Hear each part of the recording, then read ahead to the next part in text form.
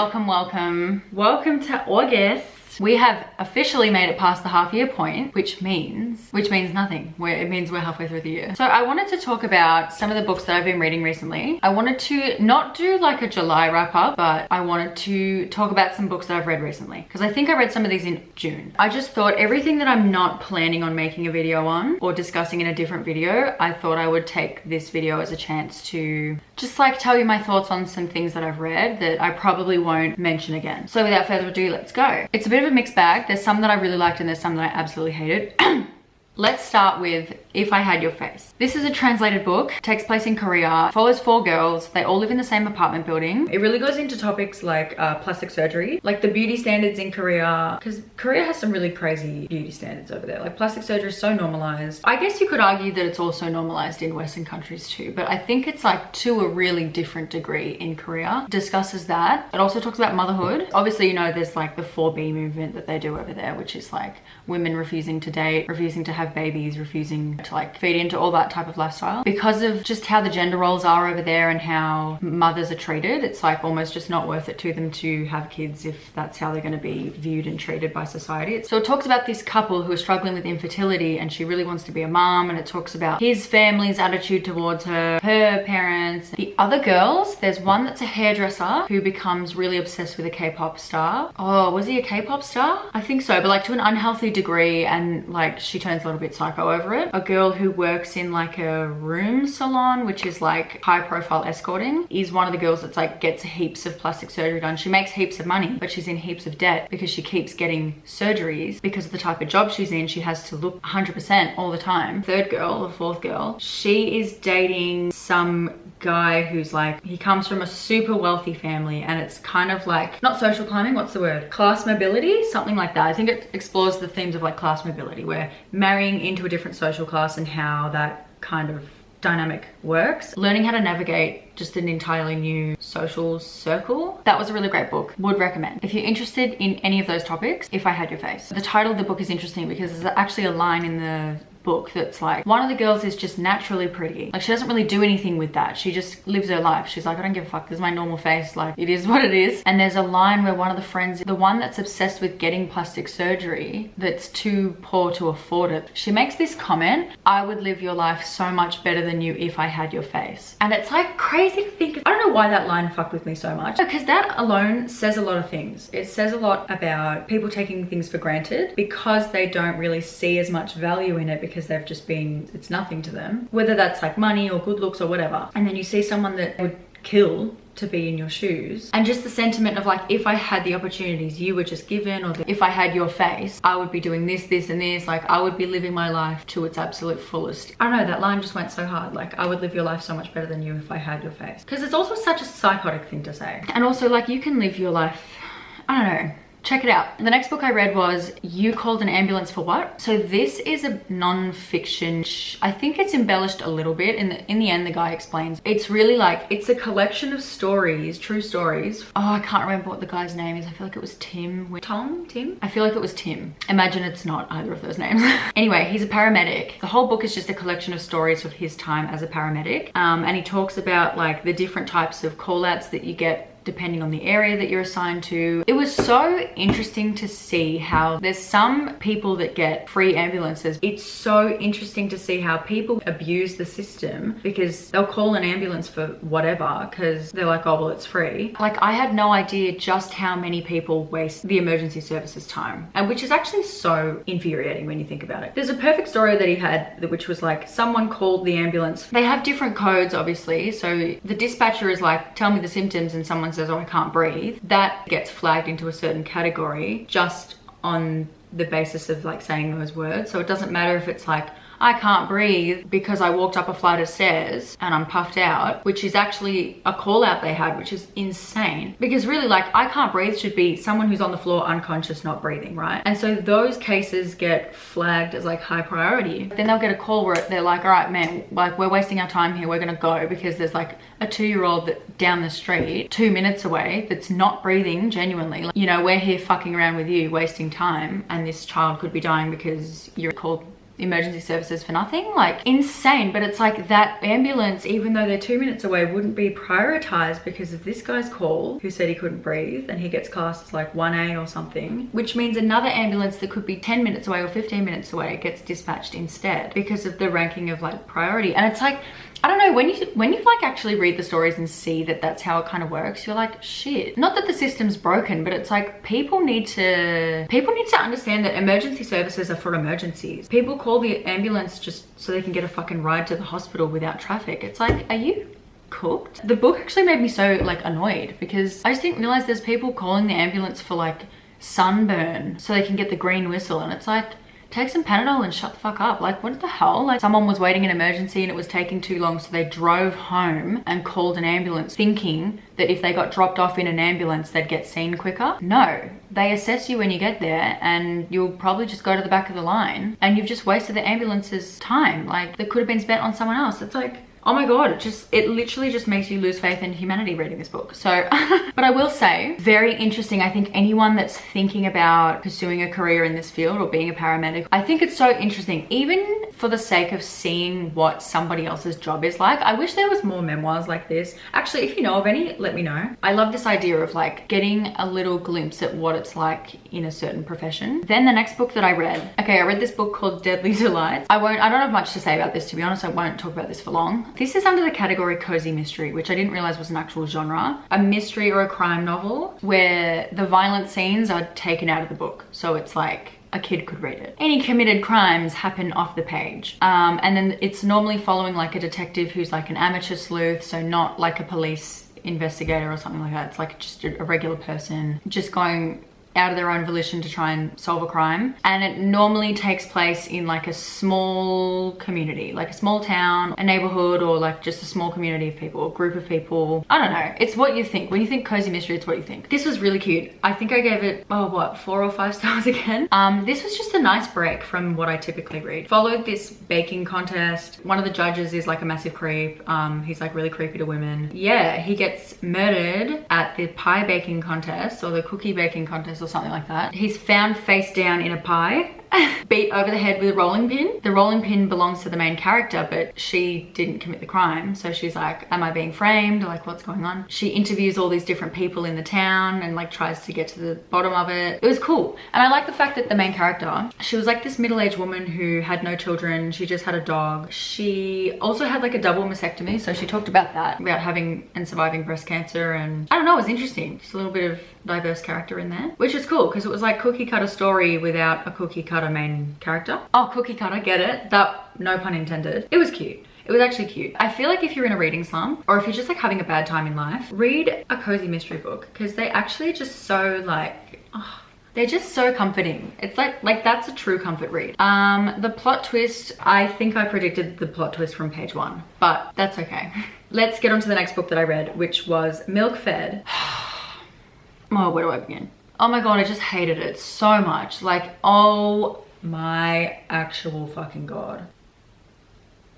Okay, follows 2 girls, 2 Jewish girls, I think they're both Jewish. One of them is very religious, like goes to church and does Shabbat with her family, and the other one's a little bit more disconnected from the religion. This is a sapphic story, so the love interests are 2 females. There's a lot of different themes that are explored in this book. So there's obviously homosexuality, religion, disordered eating. The main character has an eating disorder, she's anorexic, and issues with her mother, like mother issues, I guess. The main character was rejected by her mom and like how that's kind of psychologically affected her, how that affects like her relationships with other women, especially older women. The main plot point is like she goes into this yogurt shop all the time. It's run by like a Jewish family. Anyways, like she's really fussy in particular about her order. Like they have to get it right so that she doesn't like freak out. One day, like the boy that is normally there serving her isn't there and it's his sister there instead. I think her name is Miriam. This girl, she's described as being like really overweight, but like it was weird because in the book, like they really like, I don't know, she went really overboard with how she would talk about this girl's body. This girl ends up being the love interest. It was really unsettling to read about because it was really uncomfortable the way she talked about this girl. Like it was just, I don't know. So this girl's like really intent on feeding her. They end up like forming a friendship. They start going out to eat together, and like the yogurt girl's family invite the main character to Shabbat. It just gets really fucked up. and weird and gross. If I'm being honest with you, really hated the way that, I really hated the main character. The main character was just a fucking creep. The main character just felt like a really gross, predatory creep. The way she talked about this girl, the yogurt girl, Miriam, she's constantly described as like really innocent and pure, and but then she'll like also talk about all the really gross things she wants to do to her, and like the way she would talk about her was just so descriptive and like in a really gross way, like not, I don't know if it's the fact that it's a girl talking like this that makes people overlook it. If the main character was a guy, I feel like everyone would be thinking this character is just a predator. Like just an absolute fucking creepy, disgusting. Fuck that. Fuck that. Absolutely not. So yeah, I hated the book. Sorry, 1 star. Couldn't get around it. And I really hated the fact that the main character would like keep pushing her boundaries. Oh my god. And then like when they're at the dinner and the girl starts talking about how she doesn't believe in Judaism, and why the fuck would you do that in front of the family? And then Force invited herself to the next Shabbat. Like she was really welcomed at the first one as Miriam's friend. Like her brothers came back and Miriam was kind of like trying to say to her without saying like, please don't come to the next one because like there's not really a spot for you, and like, and the main character just like pushed herself in and just like invited herself, and then she made really weird comments there and made it super uncomfortable for the family. And it's like, you fucking learn to take a fucking hint, learn to take no for an answer. And like, oh my god, that I'm actually getting riled up again thinking about it. Like I just hate people like that so much, like people that can't fucking take a hint, people that can't take no for an answer. Fuck off. Anyways, 1 star, goodbye. Next book that I read, The Woman in the Window. This one is a mystery psychological thriller with an unreliable narrator. I know that doesn't float everyone's boat, but it floats mine. So I originally wanted to read this years ago because I saw a movie came out, and actually I watched the movie and the movie wasn't that great. It follows this woman who has agoraphobia, so she can't leave her house. She's petrified of going outside. The main character's name is Anna. She's a child psychologist. She stalks her neighbors through the window because that's really all she has to do. There's a new family that move in across the street. The mother, the father, and then they have 1 son who's a teenager. The wife, Jane Russell, comes over one day, introduces herself, draws a picture for Anna, like they talk, and I think she kind of lets on that she's like scared of her husband, or that her husband has anger issues or something like that. Son comes over as well, she talks to him, and then the husband comes over and he's all like, who's been here? Like, did someone come and visit you today? And it was like a whole weird vibe. Anyway, so she gets bad vibes from the husband, and then one day through the window she sees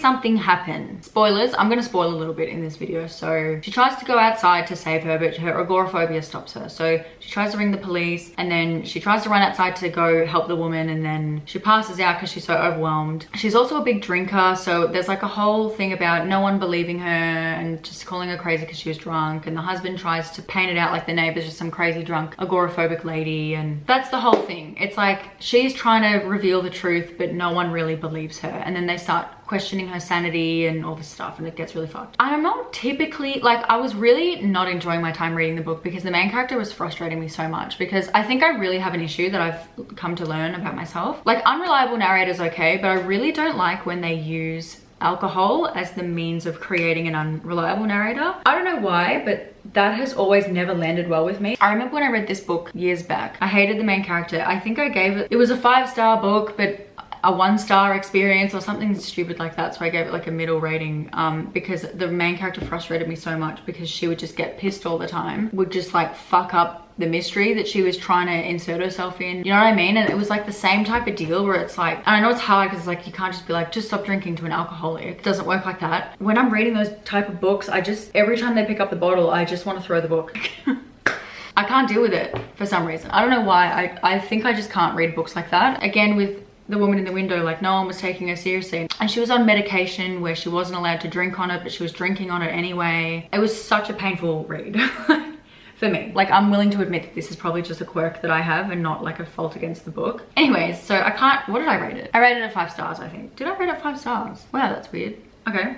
Anyways, that was that. Then I have another book here which is being used in my book stack. Silent Patient. So this follows a guy. He is a psychiatrist or a psychologist. He gets a job at this mental health institution where there's this patient called Alicia Berenson. And she's like a high profile patient because there was a whole thing where she was accused of killing her husband. They found her in this situation where her husband was in a chair, tied up, shot in the head. She was standing there. Was she tied up or blindfolded? But the gun was on the floor, and like she just never spoke a word again after that because she wouldn't cooperate cooperate, she wouldn't speak. They were just like, well, she's just gone insane. They put her in this facility and she's been there for 6 years. So the main character is a psychologist who comes in and he like really wants to be the one to make her talk and like crack her and be the one to finally like help her. Alicia was like a really well-known artist. She had an art gallery, or she had her pieces in an art gallery, and like she painted a picture right after her husband died, and it was like a clue, and like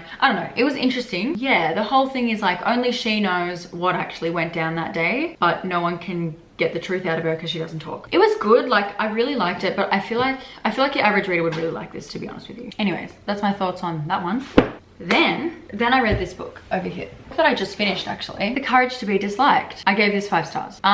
This follows the teachings of Alfred Adler. He's a really well-known psychologist. Was he a philosopher or a psychologist? The story goes back and forth between a philosopher and a youth. So it's told like a script here where it's like the philosopher and the youth are speaking to each other. But I don't think Adler is a philosopher. I think he's a psychologist. He's like Freud. Think of like, you know, Sigmund Freud? He's like one of those people. They have all these theories about human psychology. Maybe that's it, philosophizing human psychology. Let me read you the back, which is a very lazy thing to do, but I think this will probably sum it up better than I could. And I'll give you some examples of things I highlighted. Follows an illuminating conversation between a philosopher and a young man. The philosopher explains to his pupil how each of us is able to determine our own lives, free of the shackles of past experiences, doubts, and the expectation of others. It's a way of thinking that's deeply liberating. It allows us to develop the courage to change and to ignore the limitations that we and those around us place on ourselves. That sums it up perfectly. So one of the concepts that we're first introduced to is a lot of the time we create self-fulfilling prophecies for ourselves. You've decided that you don't want to do something, or that you're trying to avoid something, or you've determined the outcome in your head, and so the way that you conduct yourself is in a way that like creates the result that you are expecting in a way. Some of it's a little bit like, I don't know, I see this could probably ruffle a few people's feathers if I'm being honest, because he has some opinions, that's for sure. So it talks about like, it's a really confronting book, because a lot of this I was doing what the youth in the book was doing, where it's like you can't argue against something he says, but he makes the point of like people convince themselves of so many different things to get out of doing things they don't want to do. And like people are really walking around out there all day, every day, making up stories and like making up their own type of narrative, and like to give themselves an excuse to not do something they didn't want to do, if that makes sense. So that was like the first one. There's also the whole one that I really loved was people fabricating anger, which is so true. Because think about if you've ever been told, like you see those people that really try to pretend like, oh, I just lost control, my anger got the better of me, and it's like, that's such a load of fucking shit. And the philosopher says it as well, that's just absolute bullshit. Like people fabricate anger as a means of getting what they want, you know, because really it's like they do it as a means of manipulating someone into acting a certain way in response to their anger, to get out of either having to change themselves or like confront the fact that they're wrong. Or because think about it, people that like act out in violence or something like that, they're never gonna lose control of their anger, shout at their boss or punch their boss in the face, or someone that they're trying to impress. If someone like that, or they're out in public, you're at the fucking bank,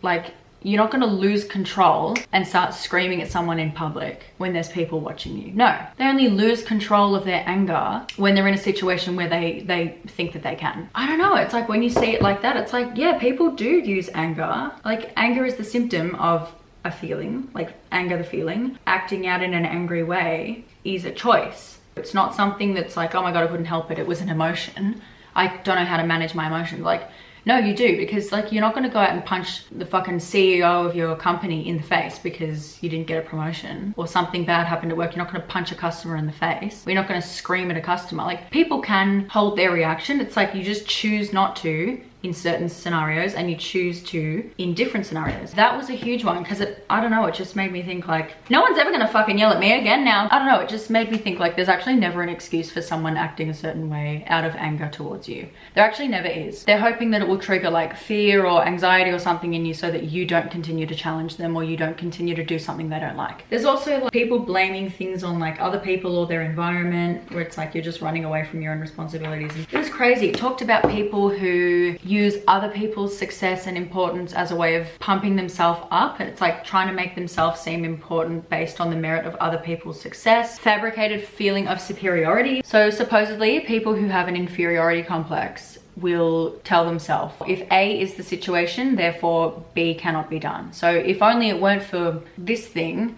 I'd be capable and I'd have value and I'd be able to do this and that. People will convince themselves. So it's like having a feeling of inferiority is a condition of feeling some sort of lack in oneself in the present situation. The healthiest way to try and compensate is through striving and growth. However, people who aren't equipped with the courage to do that end up stepping into an inferiority complex. So by saying like, oh, well, I can't do this because of this reason, therefore I can't succeed with this thing. One can't accept one's incapable self, and at that point they try to compensate in another fashion and look for an easier way out. It was just a very interesting book. Like it came up with, there's just so much to unpack in this book. Like I could do a whole video on it. There's so much in there, so much. Like I might actually, I don't know, if people care, I might do another video where I talk about everything I kind of highlighted in here. It was just a very interesting way of thinking. And like I didn't agree with everything in there, I'll be honest with you, but a lot of it I was like, wow, that's a really interesting way of looking at things. And I think it's good to always challenge your perspective. Even if you don't agree, it's always good to be open to challenging the way that you think. So 5 stars. Anyway, my battery has been flashing, so I'm gonna end the video here, but those are some of the books I've read recently that I wanted to talk about. If you've read any of these, as always, let me know in the comments. Yep, that was June and July.